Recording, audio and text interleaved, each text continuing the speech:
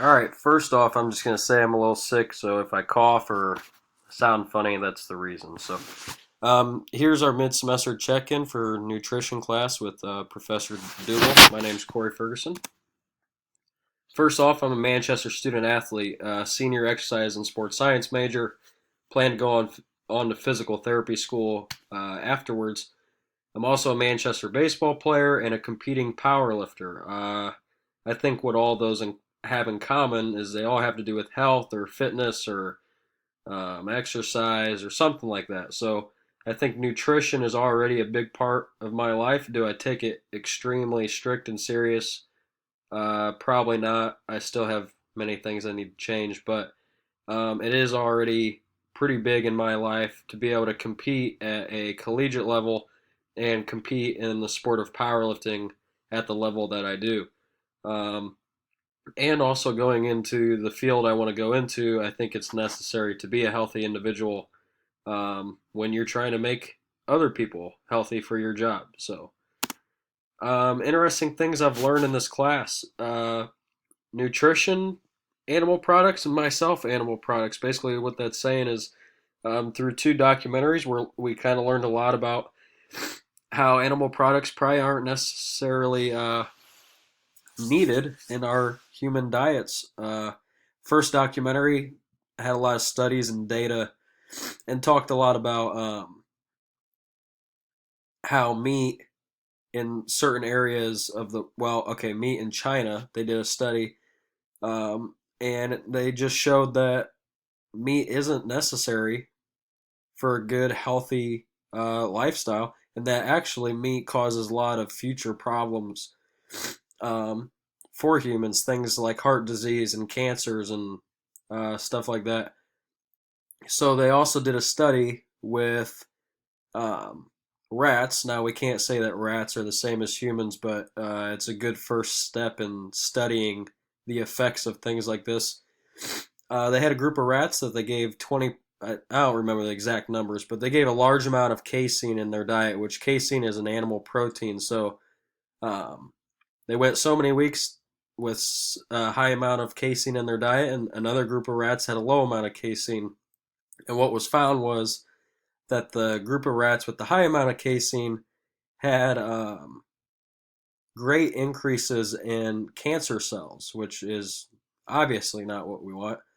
The group with low casein in their diet did not have any increase in cancer cells. Then they went on with a different group of rats, alternated up and down for a couple of weeks the amount of casein they were getting. So high amount of casein, low amount of casein, back and forth.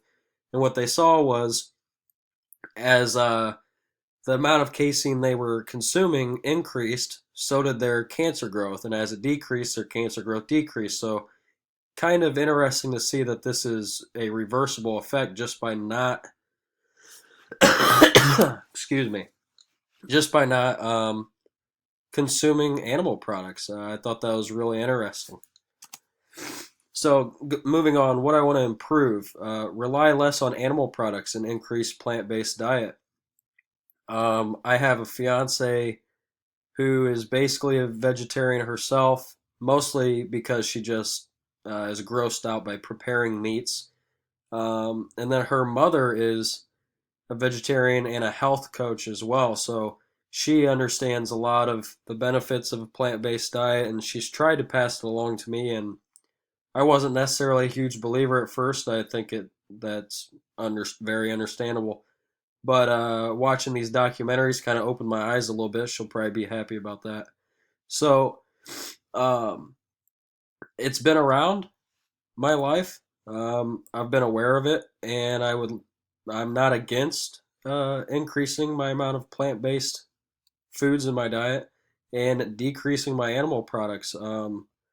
I've actually already started doing it, and I don't feel any different personally in how I feel. I'm still competing and performing at the levels I need to perform at in my sport, both my sports, and um, I feel great. So, what I need to improve: limit amount of pizza. I tend to eat a lot of pizza. It's one of my favorite foods. Plus, it's got a lot of carbs in it, which is good for me for energy and powerlifting and stuff like that. But it's obviously got a lot of animal products on it. It's all cheese and sausage and in this picture pepperoni, but I don't like pepperoni. But anyways, um, I have probably pizza 2 to 3 times a week. I don't know if you want to say that's a lot or it's not that much, but I could probably reduce that a little bit. But I don't think it's super bad for me because I mean, all my other meals I eat very, very healthy. Lots of vegetables, lots of plant-based foods, and not a lot of meats in my other meals. So, um, next one is reduce amount of animal products. I'm still trying to reduce it even more. I still eat eggs in the morning. Um, it's kind of hard to find things to eat in the morning that aren't eggs, it seems like, but that's just kind of our culture. So that's a bad excuse. Uh, I don't really have cheese on anything, so that's not a problem.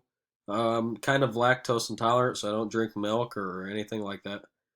Um, so the next thing is eating small more often.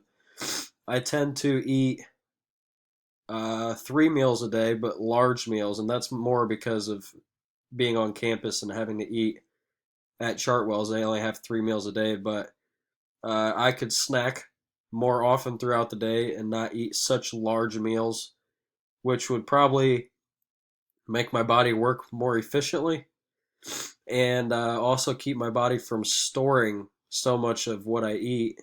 Its natural process of if it feels it's not getting gonna get food very quickly, again, it tends to store a lot of it, store a lot of what you ate for the future. So, eating small more often could help with my overall health. Next, my family history. Health wasn't very important growing up. Parents weren't into health. Parents didn't really talk to me about health and anything like that. They still aren't really big on it, but they're proud of me and my accomplishments with it. And we have no real family health problems to speak of. One individual had a heart attack at a young age, but that was because of his lifestyle was terrible. Um, but growing up, there was a lot of pizza rolls and freezer foods and stuff like that. My parents just weren't really um, big on the health field. So improving my family history, just trying to educate my family on the importance of nutrition. I've already started doing this, and I think I've seen a little shift in what my parents eat and what they actually feed my little brother. I have an 11-year-old brother. My parents eat a lot more vegetables than they used to, but they still eat a lot of, freezer foods and stuff like that when they don't have time. But, it's hard to change. Older people, they've been doing it for 50, 60 years in my parents' case, and they're stubborn and they're not going to want to change their ways so late in life, even though they should. But I'm going to keep on trying to get them to switch. Barriers and my improvements. One would be having to eat on campus at Chartwell's. It limits one how often and when you can eat, and two, just the options. Sometimes there's just not a whole lot of good plant-based food options there. So once I get out of college, I think it'll be easier to stick to more of a vegetarian diet. But at this point, it's difficult sometimes. The other thing is stubborn parents. They don't cook me food anymore, but I mean, when they did, my mom didn't really make healthy foods. Last thing is money. Obviously, money is a big factor in eating healthy. Healthy foods are expensive, and it's easy to go to McDonald's and get a meal for under $4 or even $3 sometimes. So hopefully, I can do my best to eat healthy on a low budget. So that's my presentation. Thanks. Have a good day.